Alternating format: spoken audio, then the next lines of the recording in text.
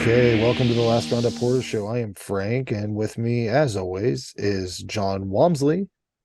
What's up, guys? Beer, beer, beer. There he is, and Ray McGuff. Heidi ho, neighbors. Yeah, neighbors, Huh? real friendly. Like, Yeah. of course, Jason's not with us this time. Maybe next month. He's still exhausted from the restaurant opening and all that, and he's just there all the time. So makes sense. He said he said he knew he wasn't going to be able to squeeze the movies in. So, but it is what it is. Likely excuse. This is something new and big for him. He just didn't want to pay $3 for the movie. Yeah, he didn't want to pay $3. But I want my $3. Well, let's go ahead and dive into it. John requested we talk about the box first from 2009. We can go ahead and get that out of the way. This was Ray's pick. And summary for this movie: a small wooden box arrives on the doorstep of a married couple who know that opening will grant them $1 million and kill someone they don't know. Written and directed by Richard Kelly, who did Donnie Darko, Domino, and Southland Tales. Based on the short story Button Button by Richard Matheson. This was also done as a Twilight Zone episode. Probably some other shit too. It's kind of a story you've probably heard before, or it's been parodied in some way. But yeah, the thing that caught me off guard first was I didn't know why you would start a movie off with delivering exposition the way they did with that typewriter sound. You know, like that typewriter, the text going across the screen and this typewriter sound, and it's for fucking ever. I think it was supposed to be like an official government document, you know. Yeah, of the time too. That's what I was thinking. I was in your wheelhouse there. That's what I thought too. I thought it had to do with faded in, faded in, faded out. You want to just give us that information, which didn't ultimately matter whatsoever. They could have just not did that. But Cameron Diaz is the main problem with this movie for me. Her accent it is problematic. It comes and goes like a summer breeze. It's like, is she supposed to be Southern? Who knows? She doesn't. I heard that she evidently retired from acting. That I don't know if this was the movie that spurred that decision or what, but no, she was in movies after this. There's not everything. I don't hate this movie. I really liked Frank Langella, that character he plays, Arlington Stewart, that awesome scar on his face. Just a cool character. And do you guys know who Sal Lizard is? Did you see him as the Santa Claus in this? Sal Lizard, the vampire Santa. He goes to conventions a lot. He's a Santa Claus. He usually has blacked out eyes and vampire teeth. He like has a booth, but he played the Santa Claus in this. He also was in. Do you remember that back in the early internet days, the Tourette's guy? Do you remember him? Oh, Bob Saget. Remember that dude? Oh man, he played the father of that character on that internet series. It was just interesting seeing him. Because years ago, some of our guys from Zombie Takeover TV interviewed him and had a whole thing at this convention. But the acting at the end, especially when Cameron Diaz, spoiler alert, dies. That was like when an old West cowboy gets shot and just like it was so bad. And I think that they could have done all it would have taken to bring this movie up a couple points is to remove her, because James Marsden is really pretty good.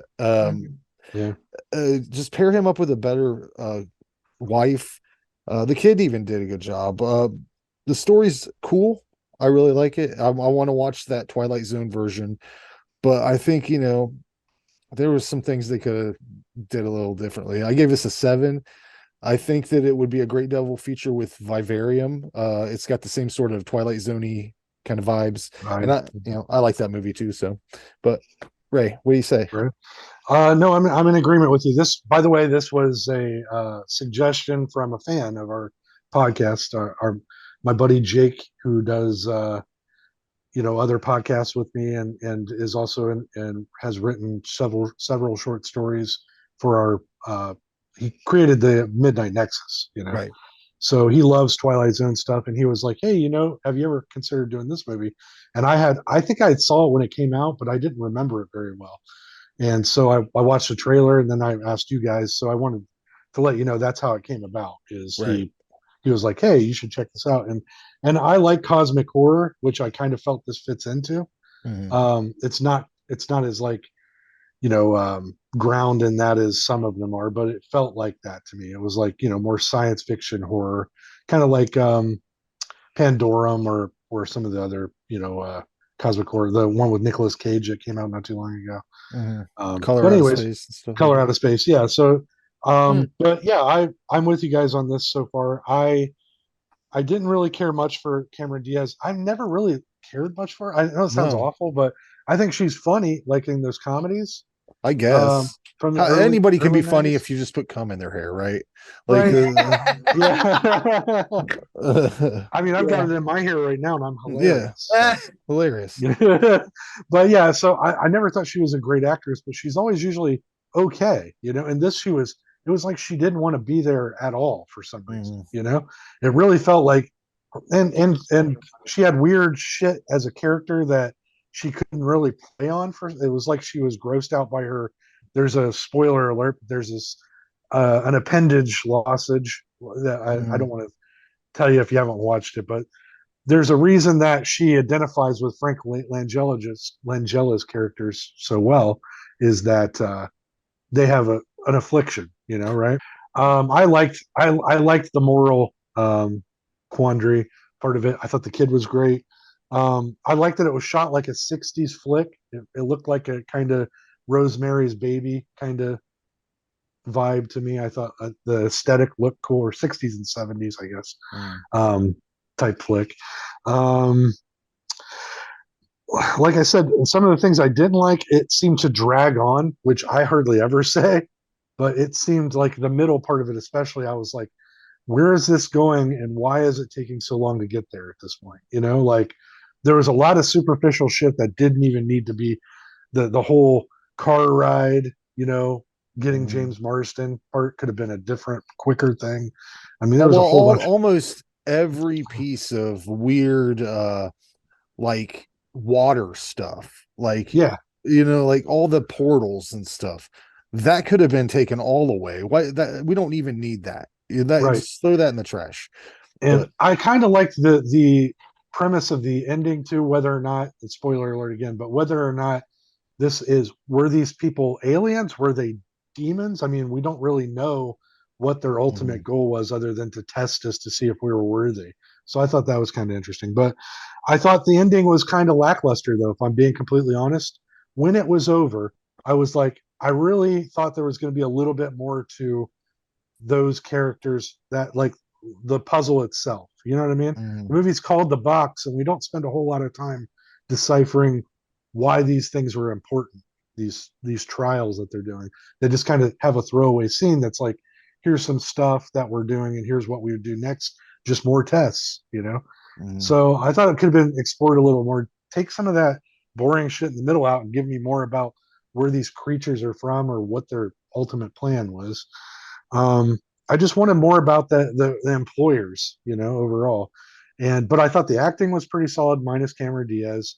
Like I said, I like the way it was shot. I didn't think it had a very memorable soundtrack at all. None of that. I usually like that kind of stuff, and none of that really did. you know what's weird about that? I think it was scored by dudes from the Black Keys.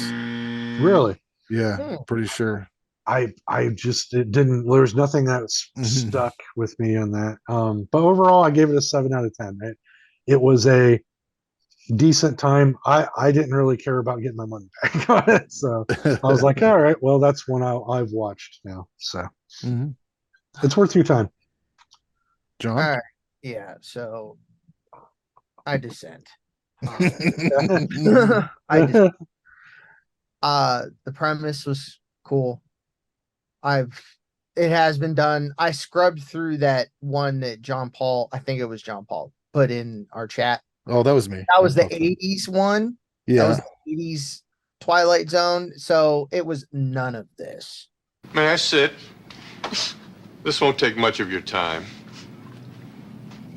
Inside this envelope is my card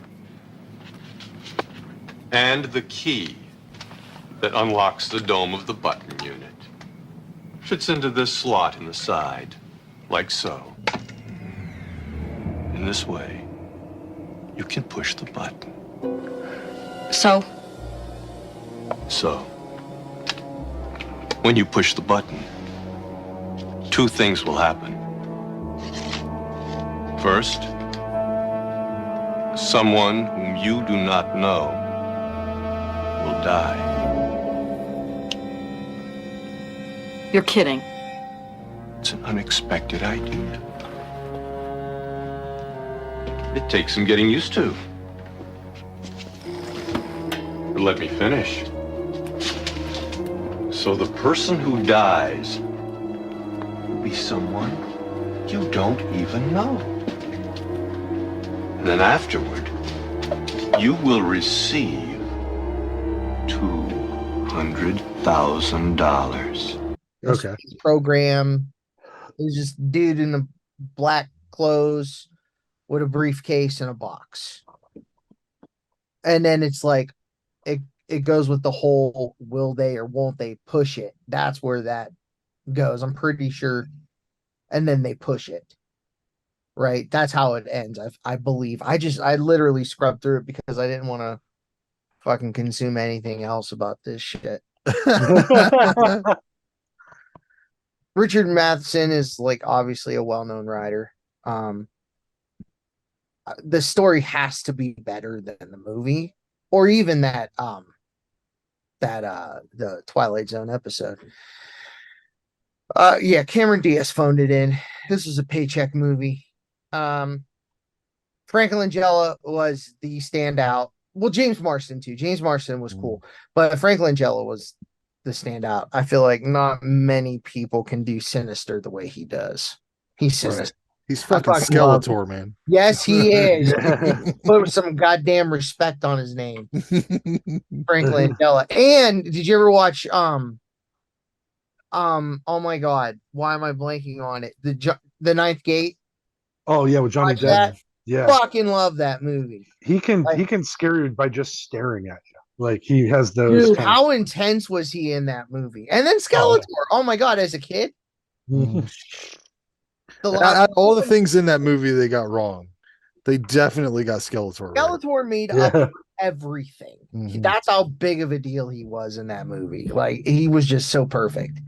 But yeah, so Frank Langella, if you're a fan, watch it because of that. Right. I did not care about these people. I didn't. And then I was like, oh, okay. He tried to give it.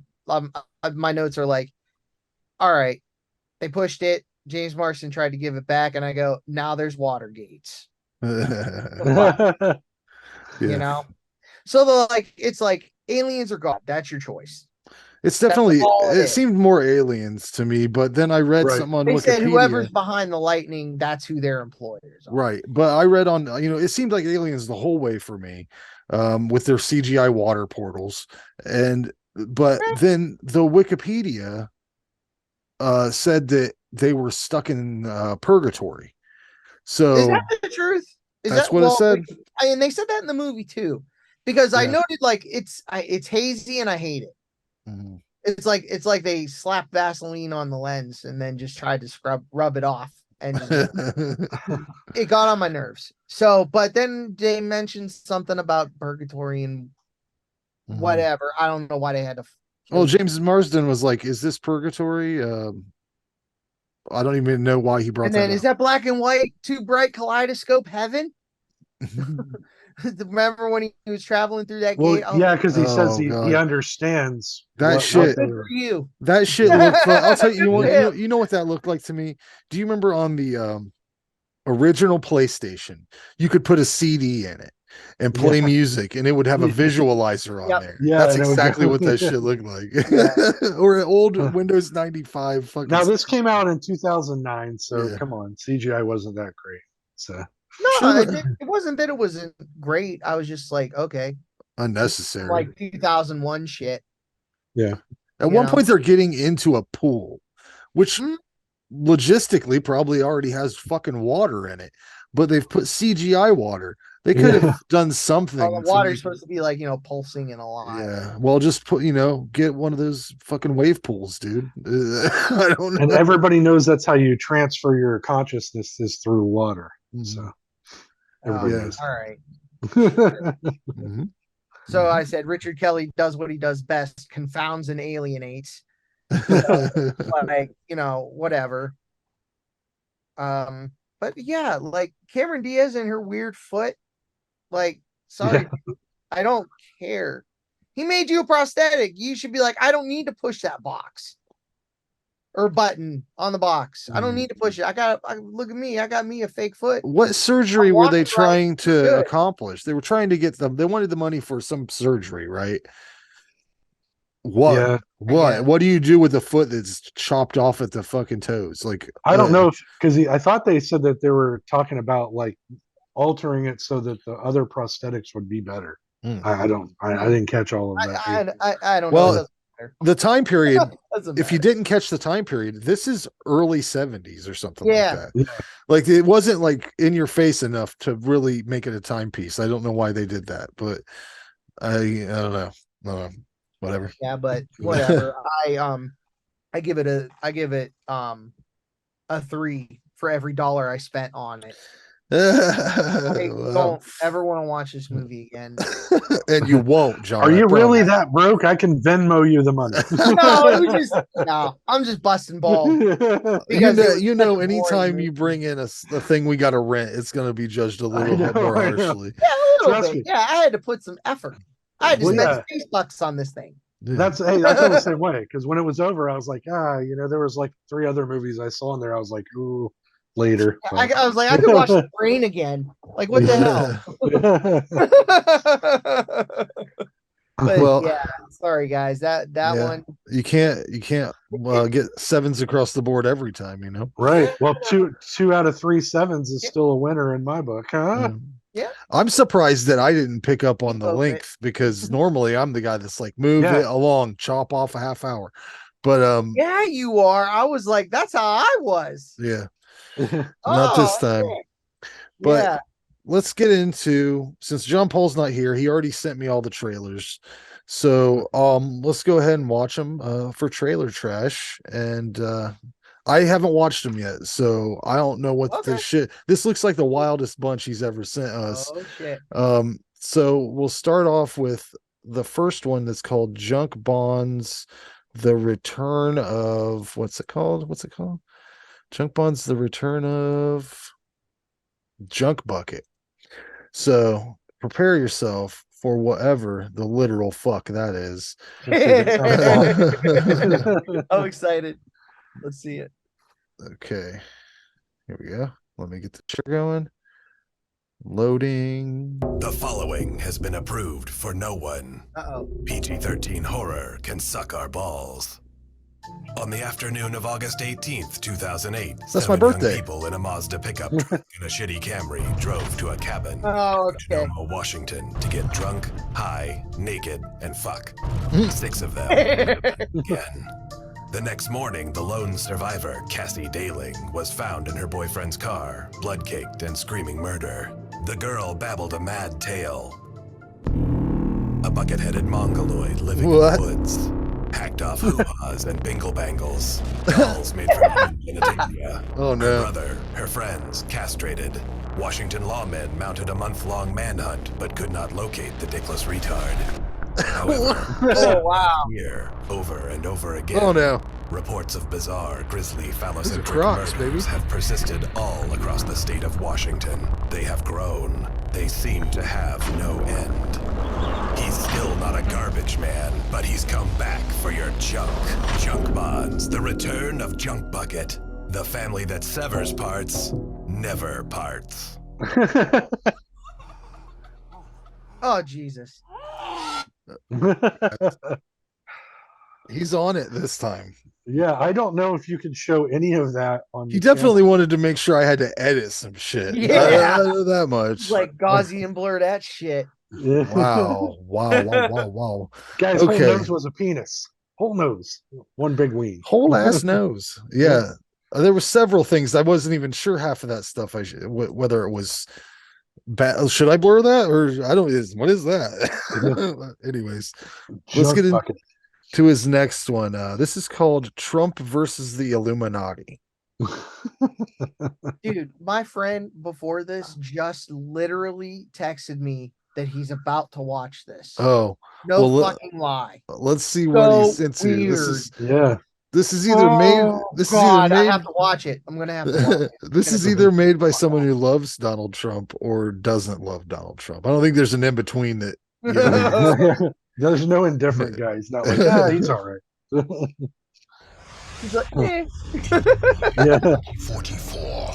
Advanced artificial intelligence robots drained the Earth of her natural resources, leaving the once thriving planet a barren shell. Adrift in space, the human race fights its toughest battle ever for survival. A Chinese clone of the 45th U.S. President Donald J. Trump survives the Earth's destruction by escaping his maximum security lab. His petri dish-grown body, fused with the latest AI technology, possesses eternal life and large hands. During his escape from Earth, Trump's ship crash lands on Mars. Unable to leave, he exists for 1,000 years on a barren prison planet of his own making. Aleister Crowley, the true scourge on the living. It seems every time I try to get out, Illuminati pulls me back in. What a strange trip this life is. You're the one aiming to destroy our Illuminati! Donald Trump! Call me Trump. You're coming with us! Turn around and raise your hands! If you insist. Computer, play Trump's favorite playlist.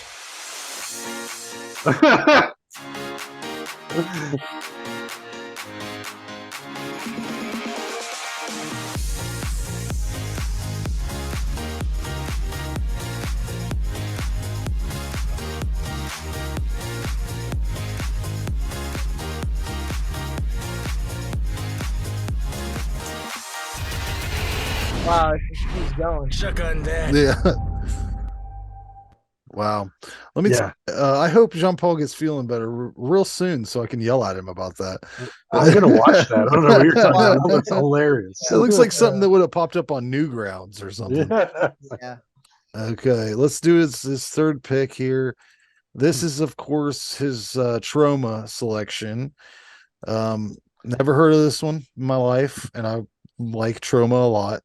Don't know what year it's from. It's called Lolly Love, and I'm sure it's fucking delightful. That'll be horrible. Go on.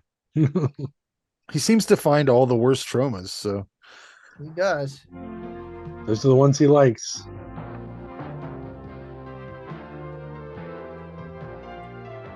I do love this intro. it's classic. It's a classic. I do love it. Greetings from Tromaville. I'm Lloyd Kaufman, president of Troma Entertainment and creator of The Toxic Avenger. Over the years, Troma has made a lot of money feeding the public craving for sex and violence. And that's why we feel it's now time to give something back to the community.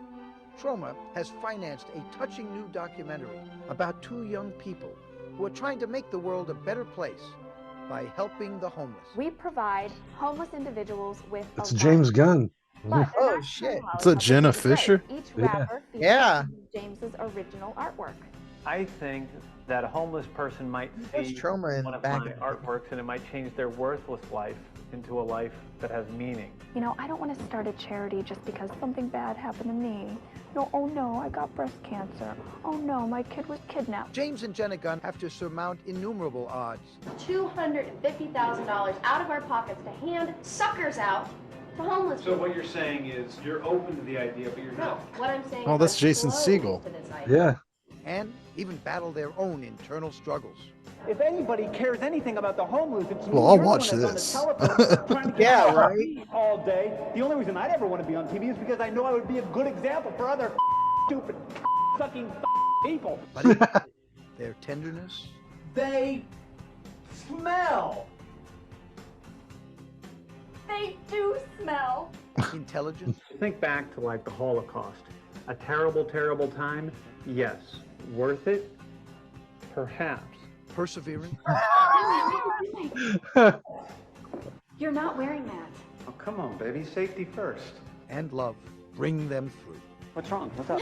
That guy, he said that he was gonna my bloody gash. I don't know what it means, but I dropped my That guy? He said we're gonna bloody what? gash. That's your vagina, baby. He's talking about your vagina. They're an example of what we all can be if we would only try. I'm gonna get a frappuccino. You guys want anything? Oh, I would love a Diet Coke. Diet Coke. Join Trauma Studios in Taking the High Ground with Lolly Love on DVD. I really That can't think was of awesome. much else but Jesus Christ. He gave himself, and that's what I do with my art. The only difference is that Jesus is a totally made-up guy. Starring Jenna Fisher of the hit TV series The Office. Before The Office, Writer, clearly. and writer-director of Slither. Judy Greer of The Village and Elizabeth. Oh, sweet. Jason Segel of How I Met Your Mother and Linda Oh, Cardellini shit. of Linda Super- Cardellini. Oh my god. Directed by Jenna Fisher. Whoa. Trauma Entertainment presents the most Okay. outrageous, offensive, in-your-face comedy of the past 10 years. Wonder why we Lolly never Love, heard of this. Available on Yeah. DVD March 2. Probably because it would get both those people canceled, right? Yeah, I'm betting money that they tried to pull this at some point. Yeah. I think James Gunn got in trouble for some tweets during like his Yeah. run with that movie. Guardians of the Galaxy 2 was coming out and he got let go. And basically he was making jokes on he always did on his Trauma Twitter feed, you know? Mhm. Oh And yeah, they- where he could get raunchy. Yeah, there were like a couple of like pedophile jokes on there. Mm. And they came back 10 years later and fucked him up, man. Like That they is were like, so weird because Trauma still stands. Everything lasts forever on the internet. Trauma still stands. They still make the same shit they've always made that has the same quality of comedy that's just as offensive as it ever has been. right. And I don't know. I guess you just have to stay in that trash can. Like if you try to go and make a Marvel movie, they're gonna throw you back in that trash. He's always got a home at Trauma, I'm sure. Yeah. Well, now he's running DC, the entire branch of DC Films, man. Oh yeah, which is with the offshoot of Warner Brothers Pictures. Hmm. And yeah, he just posted today, he's writing the new Superman movie. Mhm. Superman Legacy. He posted on his Instagram. Hmm. So I wish he'd just do more stuff like Slither, but that's me. hey, I could go for another Dawn of the Dead movie, man. You know? Yeah. Yeah, I like him in horror. I liked Guardians of the Galaxy and stuff like Me that, too. but that's like the only Marvel movie I liked, I think. Well, but, that's yeah. sad. There's like 28 of them. Well, I know, but you have to like comic books. Like I don't like, especially Superman. enjoy- I fucking hate Superman. I think it's stupid. It's like pointless. Like, okay, he maybe runs into kryptonite, but then they have all this kryptonite that's just everywhere. I agree. You don't have to tell me Batman is the best DC character. I'm good. You're good. Yeah, You're right. I just don't care about him either. You're 100% right. What? Fuck I you. said, you know who I like? You know who I like? Fucking Meteor Man. Give me Meteor Man. Give me Meteor Blank Man. Man. Give me Blank Oh my Man. Those God. are my heroes. Mystery Man. Give me the Mystery Man. Give me Diesel. Shaq Diesel.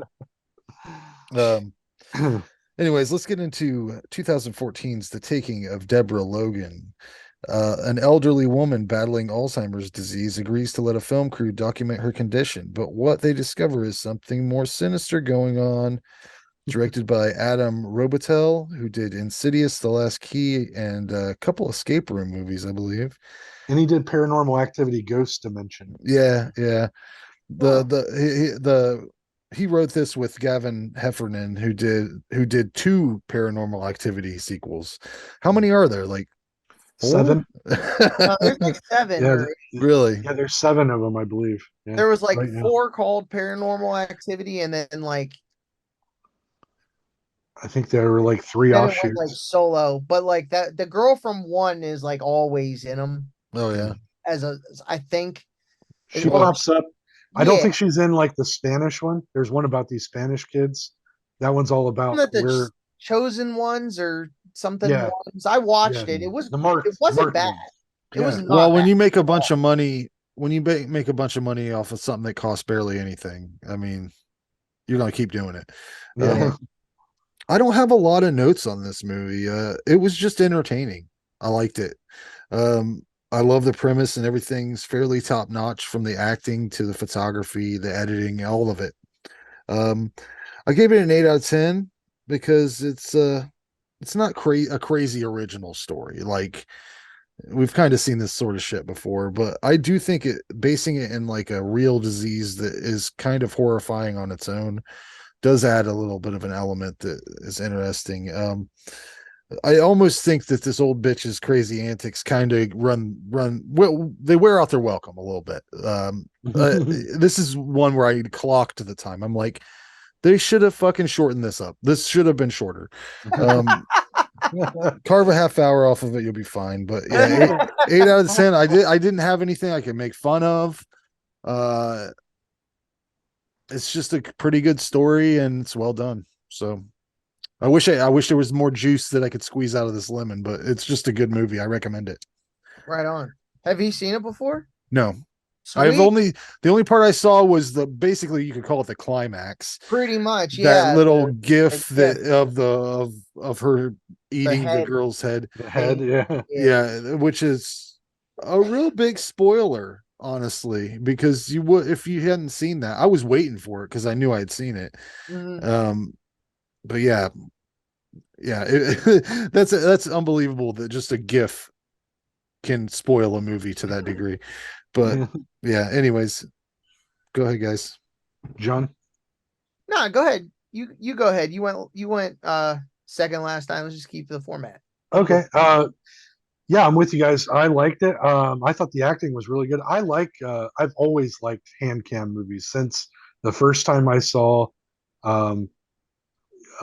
Blair Witch. Blair Witch, yeah, and then also The Haunting in Connecticut, I think was one. The thing that made that a little bit more easy to swallow for me, who doesn't really like found footage stuff, is that it wasn't all found footage stuff. There was some stuff that was very much cinematically shot. Yes, yeah. But I really like that format because it makes it's creepier. I don't know what it is about it. It's like putting me there. So I always right away I'm like I give it points for that kind of like I'm like, oh, I'm gonna be either annoyed or freaked out. So I like that style. But anyways, a couple of things I didn't like though. I didn't like the screaming. There's a lot of screaming in this movie, guys, and it goes on for a while. Yep. Like I had to get up at one point to clean some stuff in my kitchen, and I paused it, and I came back and hit unpause, walked over down my hallway. She's still screaming. Got my bathroom light off, came back down, still screaming. And I was like, what the fuck? You know, like, I mean, that's a lot. I mean, I don't mind screaming, but Jesus, there's a lot of it in this. I felt it was a little long too, if I'm being honest. I don't know why these two movies, to me, I watched them back to back. Maybe that's why. But this one felt a little long too. I was like, God, 10 minutes off this probably would have made it a little tighter, in my opinion. And the soundtrack on this one was just clangs and thumps and screams, and I mean a couple of dun dun, you know, like it's just I don't know. These two movies didn't have very solid soundtracks, in my opinion. To me, that builds it builds tension, you know, it adds an extra layer. I love music and stuff. And I think that when they don't focus on that, like think about Halloween, right? The soundtrack is just as iconic as the fucking movie. You know what I mean? Like, right. I just hate when they don't add something a little extra to that. But yeah, I thought it was a decent story. The acting was good. Clear shots for a hand cam. I liked, like you said, cinematic looking. Yeah, I don't have anything really bad to say. If this is on Tubi for free, watch it. It is. If I'd never heard of this one, it was worth my time. 7 out of 10. Liked it a lot. Oh wow, really cool. I'm glad you guys. This is your first viewing. That's pretty sweet. Yeah. I remember reading about this or seeing it, like pretty much as soon as it came live on streaming. I think it hit Netflix first, like first, because it's from what 2010. 2014. Oh, 2014. 2014. Oh, Yeah. okay. You know, Netflix was still king and stuff in 2014. So like I think it might have started there. Anyway, that's besides the point. Because I don't believe it was a Shudder original. But I just the standout of this film is the woman that played Deborah. Her name's Jill Larson. Like, holy shit. The amount of energy she expended or appeared to expend, like, Oh yeah. geez Louise, man, she really put on a really awesome performance. And dude, like her overall physical appearance, there's a part where she's sitting naked in a dark room and they kind of reveal her back from behind. Uh-huh. Yeah, it creeped me the fuck out, you know? Yeah. Like, Oh yeah, dude. yeah. This is such an effectively creepy film. The first time I saw it, it blew me away. It doesn't have that effect anymore, but I mean, like it's a really really good movie. Yeah. That no, it. I agree. It could be a few minutes shorter. There's a couple trims that could have been made. Nothing, not Right. scenes or nothing, just little trims. You know, just tighten it up. They could have reduced the searching, is what I'm thinking. Like at the end there, they're just searching for her. They just keep searching for her. Yeah, I get you. Yeah, come on, But expedite it. Right. Frank hates walking. Hurry it up. But Yeah. I really very solid acting all around. I liked that I think his name was Gavin. The guy that had the fucking common sense to be like, I'm out of here. Mhm. Like he's like, first you're gonna fucking pay me more. And then his car gets shot up, right? Because I think it was his mom's van, was it? Didn't they say it's his mom's? I don't van? know. could've I might have swore- or missed maybe that. maybe I just thought it would have been funnier if he was Yeah. like, oh my god, that's my mom's van. he might have said that. I think he does say that when he goes out, right? When it's thought all shot so. up. It's my mom's van or something like that. Yeah, I thought. Yeah. I thought so. He was the smart one. He got the fuck out of there. Which was you know, I loved it. I love that he got out. He was the smart one. He's like, listen, this is I don't know what the fuck's happening. Like when that window, when he meets Deborah in the room and the window just forcefully flies open, Mhm. and that girl's like, I don't know, a draft? What? Yeah. Yeah. Even me and him were on the same page. Like, Well, and whenever she jumps up on the sink or whatever, you know, like or just Yeah. oh, is there a glitch? like yeah, that was Like, obviously that was edited because the time code is not the time code. That was Yeah. superimposed, like for sure. Just different quality footage and stuff. yeah. It's a Weird super shit. solid movie. Really awesome effects. I don't know how much of CGI they used on that, that The mouth. if any at all, which it had to have been, but like if it wasn't, it was like some I gotta think that maybe the bottom part might have been, right? maybe I mean, but the rest of it it was looked super smooth. Yeah, it looked like they had built a cast, you know. Right. But Yeah. it looked good. Yeah, it looked really, really good. So Yeah. I give this one an 8. It's just go watch it, you guys. It's Yeah, that is officially such a good recommended, blend. I believe. Yeah. But yeah, this movie also did something that I love when it happens because after Deborah throws up the earthworms and dirt and they take her to the hospital and the doctors are sitting there going like, well, you know, this typically could happen with blah blah blah blah blah, and her daughter's sitting there. Her daughter says the thing I was thinking, which is she vomited fucking earthworms or whatever it was. Right. Yeah. Right. That Exactly. was Like, are you not freaked out enough yet? Like, Yeah. like I like the one person's like, oh well, she gardens. I'm like, Yeah. what does that mean? She just And she's jammed known 9 to pounds of she earthworms? was she did all try of to it. eat those knickknacks though, remember? Yeah, that's right, yeah, but like they're trying to say like she just went out and just started eating the dirt, Yeah. all and the worms too. It's like Without chewing them. Come on, guys. Yeah. All right, well, let's move into our recast the reboot. Did you guys get this accomplished? I did. Okay, let's just go through the characters, right? So for Lieutenant Lefty Enright, who was played by Dennis Hopper in the original Texas Chainsaw Massacre 2. Who did you have, Randy? Jeffrey Dean Morgan. He is from Supernatural. He played the dad. He's in The Negan Watchmen. on He's Watchmen. Negan on The Walking Okay. Dead. Okay. Nice. John, who did you have? Bruce Campbell. Very good. Yeah, Ooh, that's that's nice. good. I went with Bryan Cranston because I love to see him crazy. Yeah. And I could just see him hitting those chainsaws, like I don't know. That's an inspired choice. I like that. Yeah. For Vanita Stretch Brock, I didn't know that was her first name. Me neither. Who's played by Caroline Williams in the original Texas 2. Who did you have, Randy?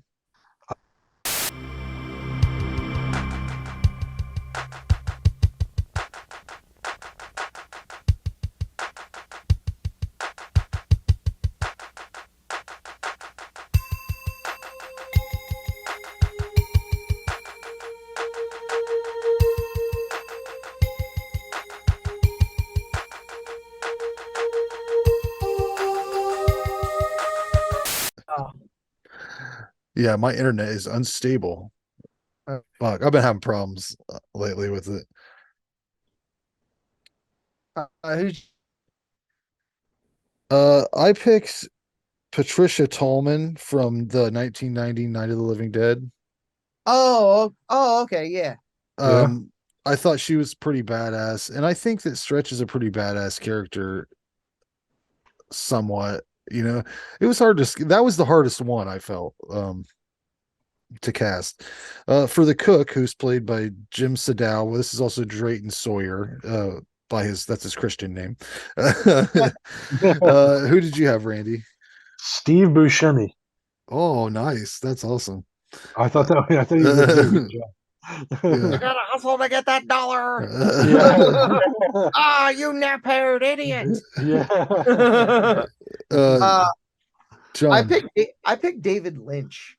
Ooh, oh man, that's good too. Yeah. That's a really good one. He's a fucking you weirdo. gotta chase that dollar. See, I just think it'd be funny. Yeah.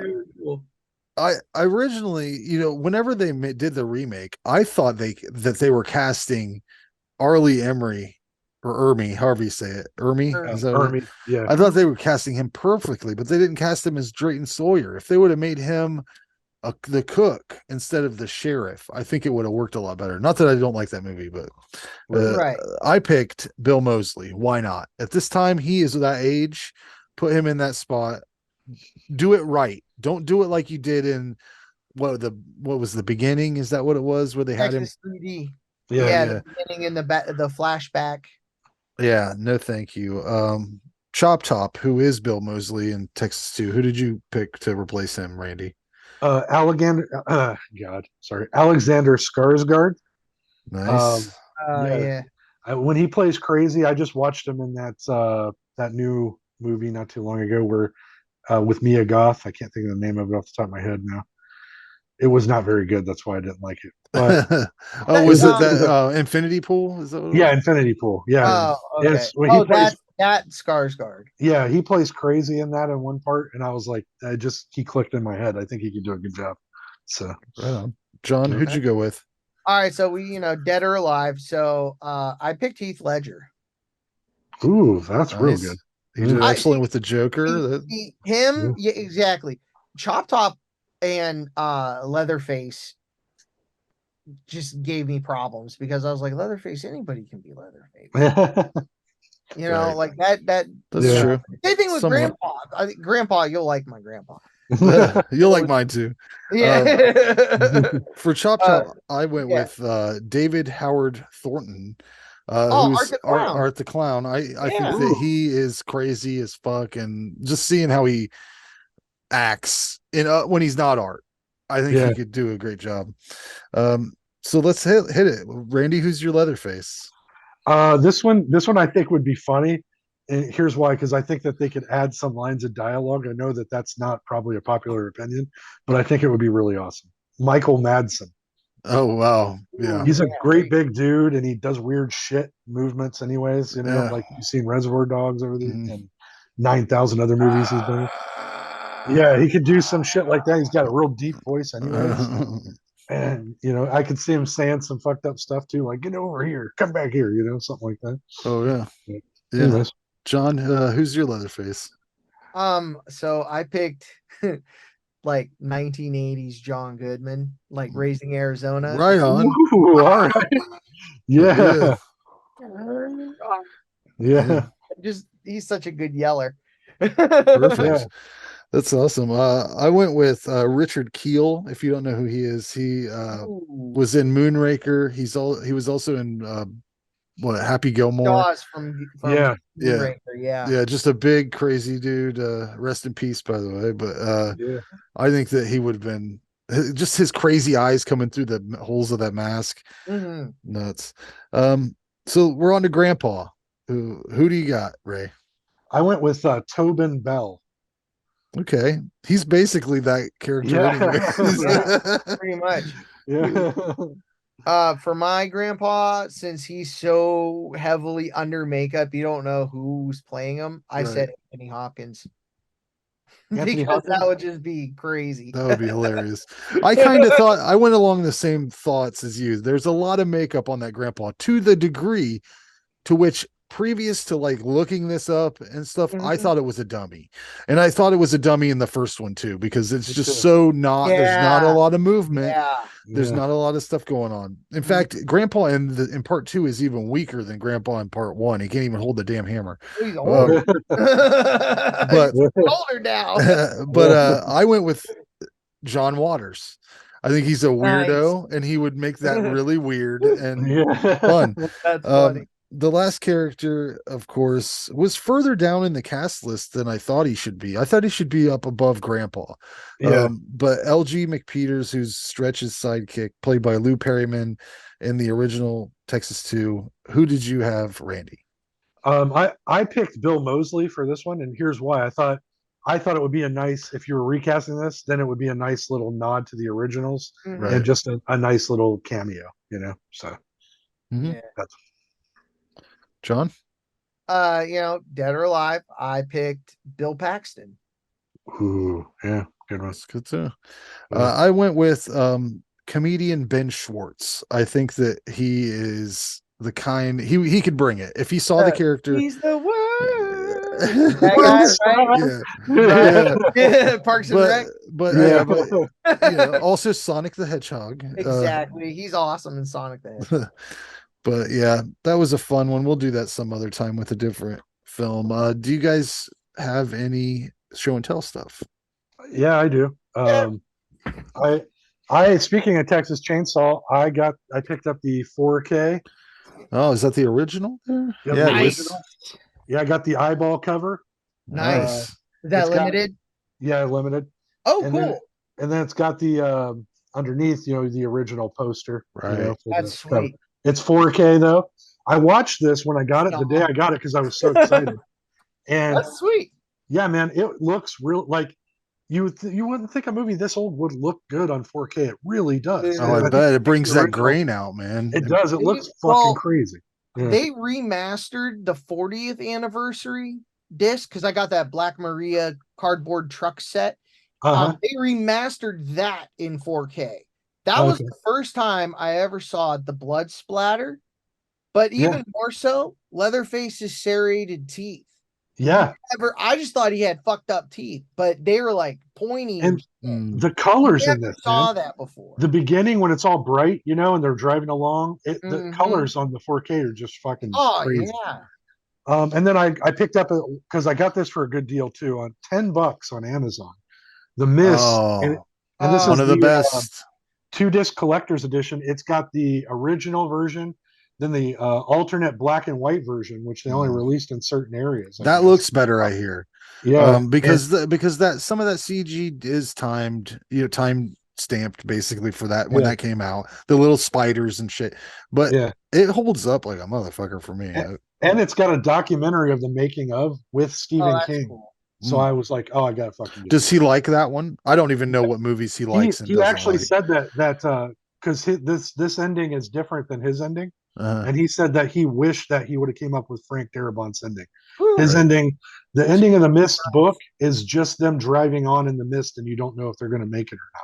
That's right. Yeah, and this is a lot darker. So yeah, so I'm I looking couldn't. forward. That was the one thing I couldn't remember when I watched it, because I read that short story in Skeleton Crew, Yeah, and Okay. it would. And when I watched it, everything seemed so exactly what I envisioned in my head, right. except for the ending. I couldn't remember, and I'm like, there Yeah. must not have been an impact, because I would have remembered that ending.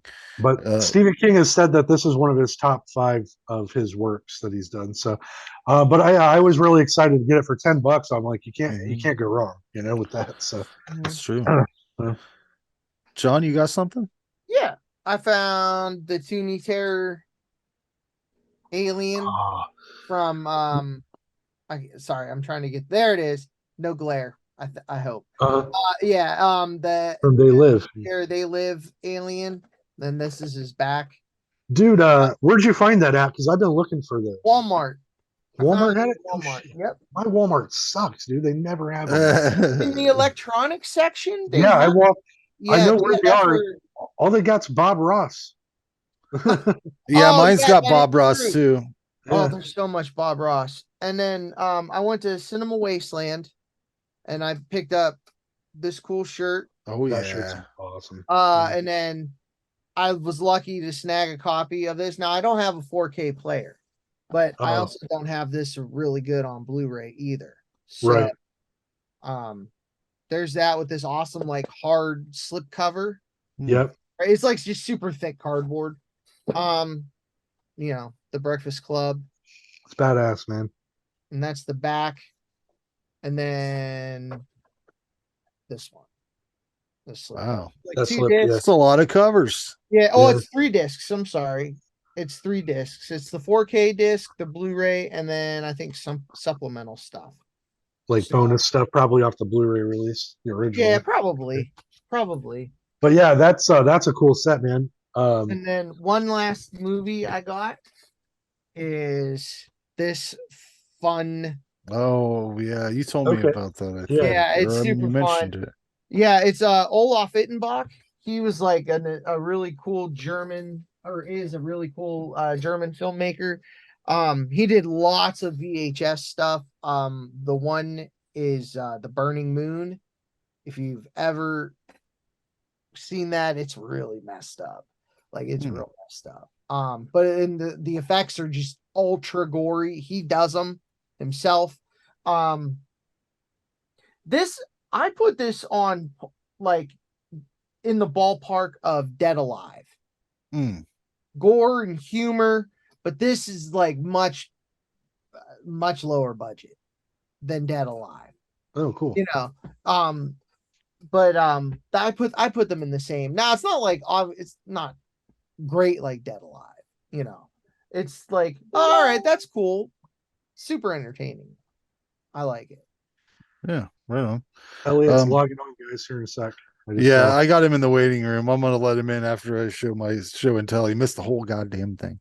I know. Right? I'm ready to log off because my wife just got home from band practice and like my wife early shift. Yeah, she's got an early shift. I want to see her. We'll let him pop in and give a quick review real quick. Right, I got to see my wife too. God. Yeah. Shut up. Always in there. Okay. So I went to fucking Big Lots today, right? Like, and I always go and check out the DVDs and stuff because they're like cheap and you never know what you'll find. Well, they had some clearance shit this time. So I grabbed it for $1.25. I got Takeshi Mike's First Love. Is that how you say it? Takeshi Mike or whatever? Takashi Miike. Yeah. However you say it. But I've heard about this. I've heard about this dude. He's done some stuff that I'm didn't he do that one with I don't know. Old Boy? Didn't he do Old Boy? Yep.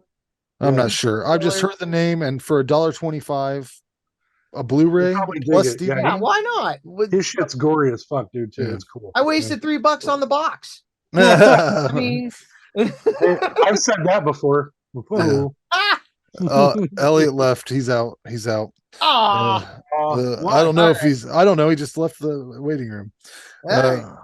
Then for $4.99, I got Oculus. Jason That is said full this. play. Jason said it was good. I recognized Mike Flanagan. So what has he done? Oh man, a bunch of stuff. Paranormal Dr. Activity. Sleep, No, he just did Midnight Mass. Midnight Mass. Yeah, He didn't do. he didn't do Dr. Sleep. No, he directed Doctor Sleep. Yeah. Haunting of Hill House. Oh, okay. Yes. Yep. And then the Haunting of Blah Manor. Midnight Mass though is his crowning achievement for me. Midnight Mass. I've heard that's the best thing he's done, but Yeah. Oh if they my had that God. where I could buy a physical copy, I would, because I want to always have that one. It's really that good. It is. Well, I will check that out. So- Another bargain I got for $1.50. We've reviewed this Banshee chapter. It's not the best movie. The guy that plays the Hunter S. Thompson character is kind of annoying, but it is what's his name from Silence of the Lambs? Ted Levine. Yeah, it's Ted Levine playing Levine. like a Hunter S. Thompson character. I love him. Now this is the one. This is the one that I've never seen cheap anywhere before. But for $5, I got True Romance, like this cool like. Yeah, is that a steelbook? Like no, it's just a deluxe double DVD with an extra disc, unrated director's cut. But for $5, why not? Yeah. A couple other things I got because I stopped at a bookstore in Columbus, which don't even exist anymore. But they had these discounted $1 Fangoria magazines. Like these motherfuckers are 1997 now. Did you know that? The last time I didn't bought know they one- were that expensive now. Last I knew they were like $12. Yeah, 1999. I had just looked at the new issue that was on the magazine rack, and I was like, bullshit, you won't get me to fucking pay $20 for Fangoria. Yeah. And then over there in the little clearance thing, $1. I'm like, boy, there's Like, a big them all up, didn't you? that's a big fucking difference. But let's get Elliot in here, see what he has to say about these two movies, and then we can call it a night. Let's see here if he can get in. Elliot, come in, Elliot. Hello. Elliot. I don't know what happened. Well, Sorry. I was kind of just waiting to let you in because we were finishing up the show. So but I did want to get your thoughts on these movies since you probably had a few thoughts. The box. What did you think about this and Cameron Diaz's terrible disappearing accent? Oh, that's right. Yeah. I haven't seen it. I wanted to see it. I just been so overwhelmed with stuff. But I remember loving it when I saw it. I remember thinking it was one of the best movies of that year.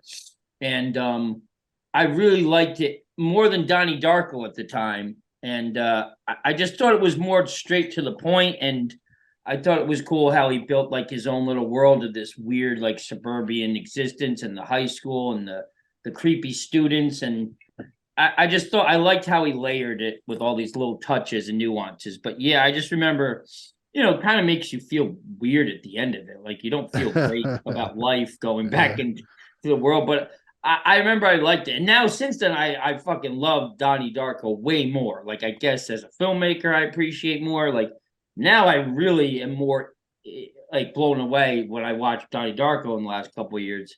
But at the time, I really was like, okay, but the box I really liked, and I actually fucking love Southland Tales, which I don't know if you guys talked about that, but that's Richard Kelly's second film, and it's like this lost film today, and it was bombed on release, and it's an epic masterpiece. It was 20 years ahead of its time, and it called almost everything that has happened to us, and it's ludicrous and off the wall, but it's got Kevin Smith as a paraplegic, like psychic working for the government.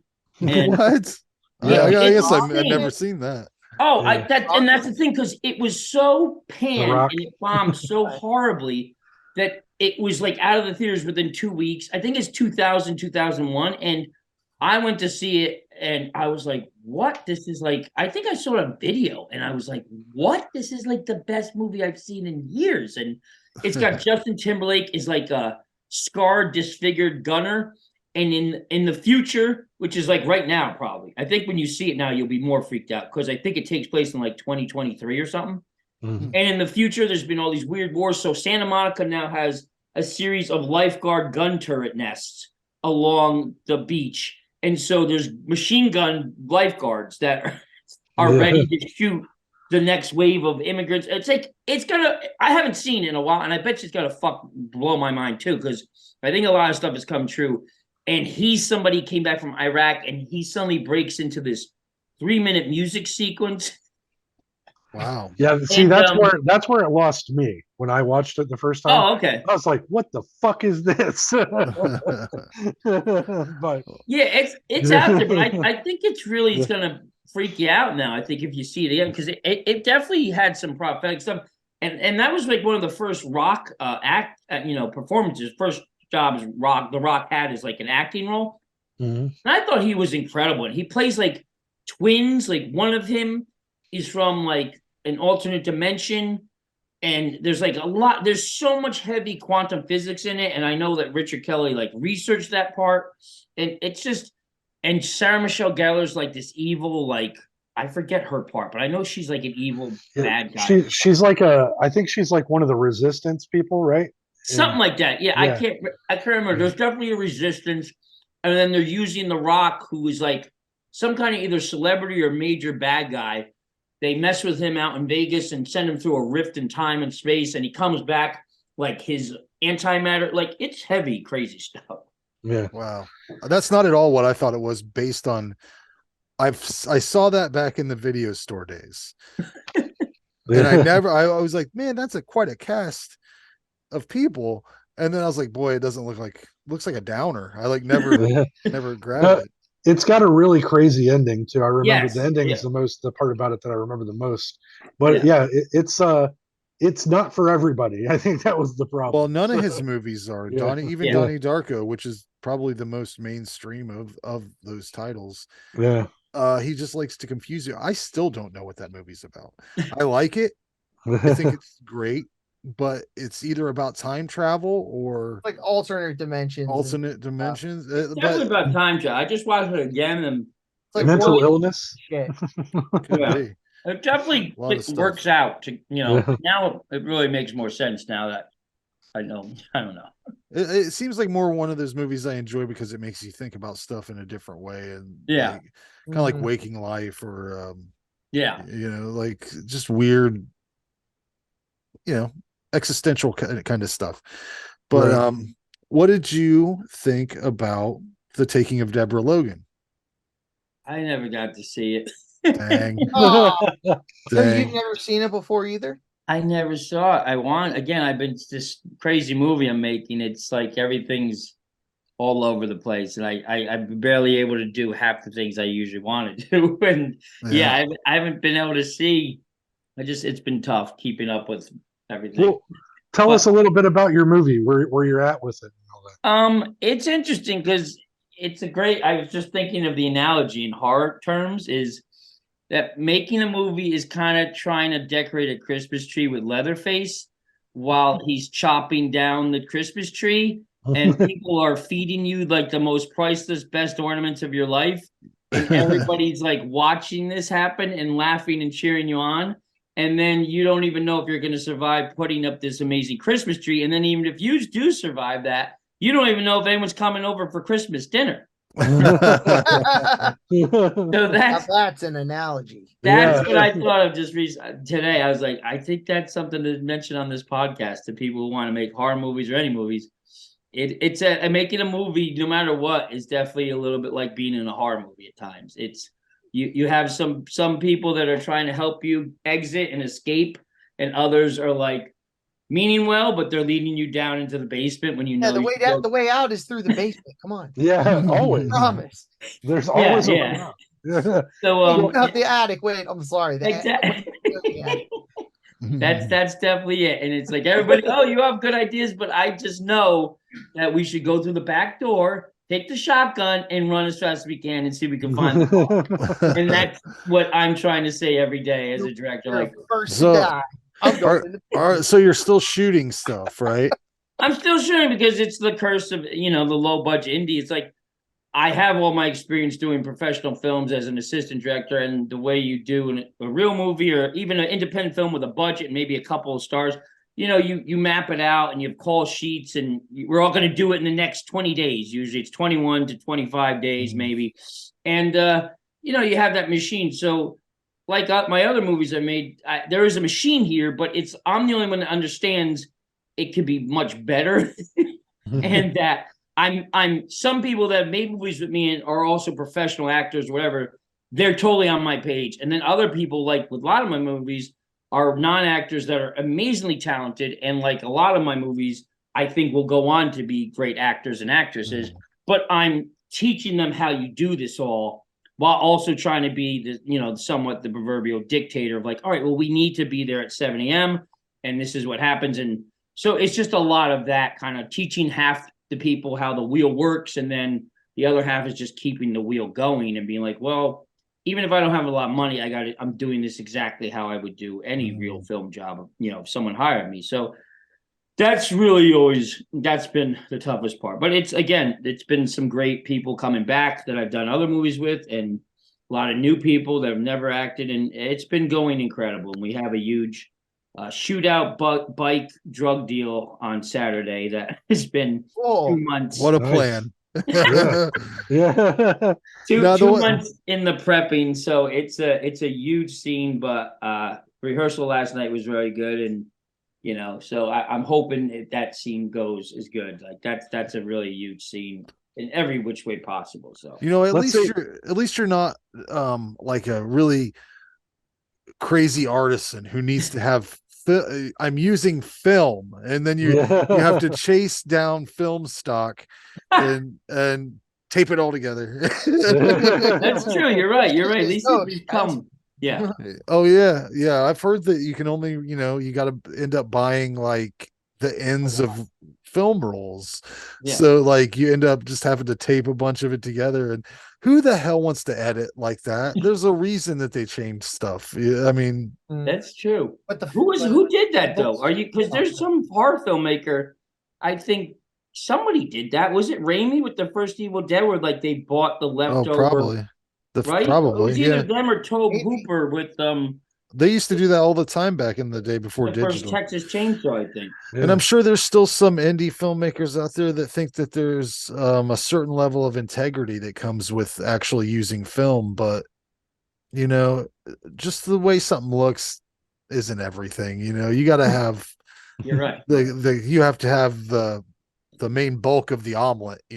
Just because you got the best eggs or the eggs you think are the best, you have to have the fucking skills and the the bulk of an omelet's not an omelet without all the other shit in it. So but that's why I use egg beaters. Yeah. Oh God. Already done. Just pour them right in. Boom. Pour them right down the gullet. Right down the gullet. I just shit my pants. Oh my God. But anyways, that's the show, guys. So Elliot, we'll get you in here earlier next time or something. Sorry. It's no problem. We were like, let's see what he has to say today. Oh man, I wish. I'm sorry. And the Texas Chainsaw Massacre too. I love that's one of my Did you have a recasting for that? I don't know, man. It's like I love the idea of a recasting, even like a reboot remake of that exact Texas Chainsaw Massacre Part 2.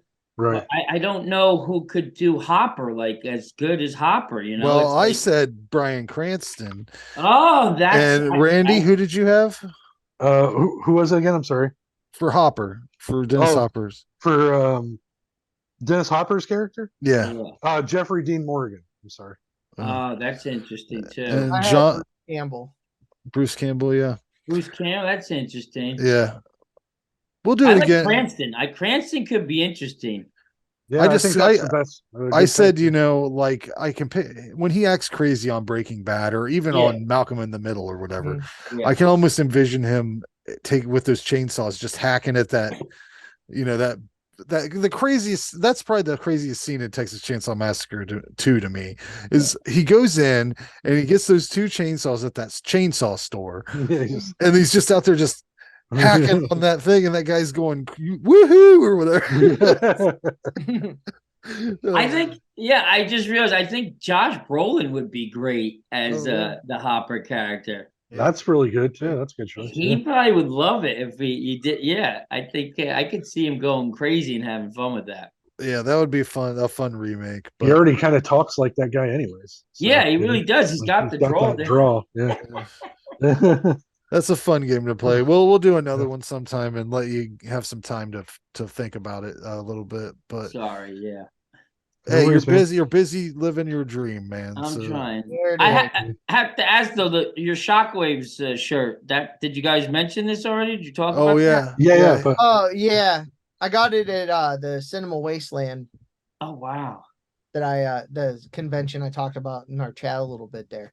It was pretty cool. I just saw that movie like 2 or 3 years ago, and it just, you see so many of these cult 70s, Italian, whatever, European, and they're overrated. But that movie really does. It deserves its place. Like, it is a creepy, freaky movie. For It a is bloodless really, zombie movie, it's pretty damn effective. it really is. It really works somehow, and the music especially, is such a big part of it.